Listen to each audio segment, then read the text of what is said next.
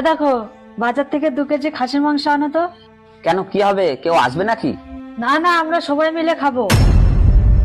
ও মা, এতটা খাসির মাংস কি হবে? বাড়িতে তো আছি তো 3 জনা। 2 কেজি মাংসতে কি হয়েছে? দুপুরে খাবো, আবার রাতে খাবো, দরকার পড়লে কাল সকালে খাবো। সারা জীবন তো কিপটুমা করে গেছো। ওই আমাকে একটা ব্যাগ দাও দেখি। দাঁড়া, দিচ্ছি। বৌমা, 2 কেজি খাসির মাংস আনতে বললে, আবার এত সবজি কি হবে? এত সবজি রান্না হবে?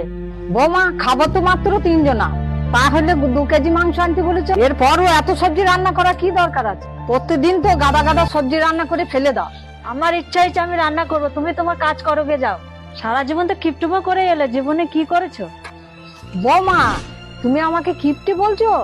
জানো, আমার বাবু যখন ছোট ছিল তখন ওর বাবা আমাদের ছেড়ে বিদেশে চলে গিয়েছে। ওই ছেলেকে কত কষ্ট করে আমি বড় করেছি, আর তুমি আসার পরে আমি কি তোমাকে খাওয়া পড়ার অভাব দিয়েছি বলো তো? আমি গুছিয়ে খেয়ে গুছিয়ে রেখেছি, ওকে কিপ্টে বলে না বৌমা। হ্যাঁ, খাওয়া পড়া দিয়েছো ঠিকই, আমার ইচ্ছা মতন খরচ তো করতে দাওনি। ছেলেকে শুধু মানুষই করেছো, আর তো কিছু করনি কিপটুমো করে। অনিতা, চুপ করো না। তুমি চুপ করো।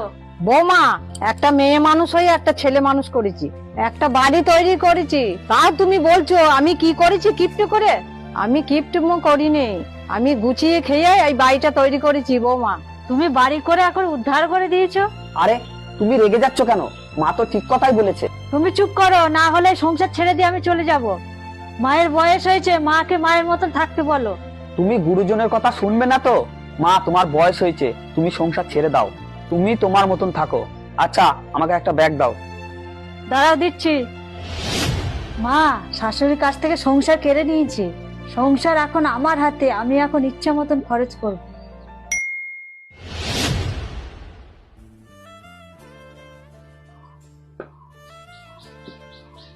বৌমা, ও বৌমা, আমার দুটো খেতে দাও না, কাল থেকে তো কিছু খাইনি, খুব খিদে পেয়েছে। এই তুমি যাও তো, ঘরে একটাও চাল ডাল কিছুই নেই গো। কাল থেকে আমিও তো কিছু খাইনি, জ্বালাচ্ছে। যাও তো যাও তো, নিজেই খিদের জ্বালায় মরছে, আর একজন এসে জ্বালাচ্ছে।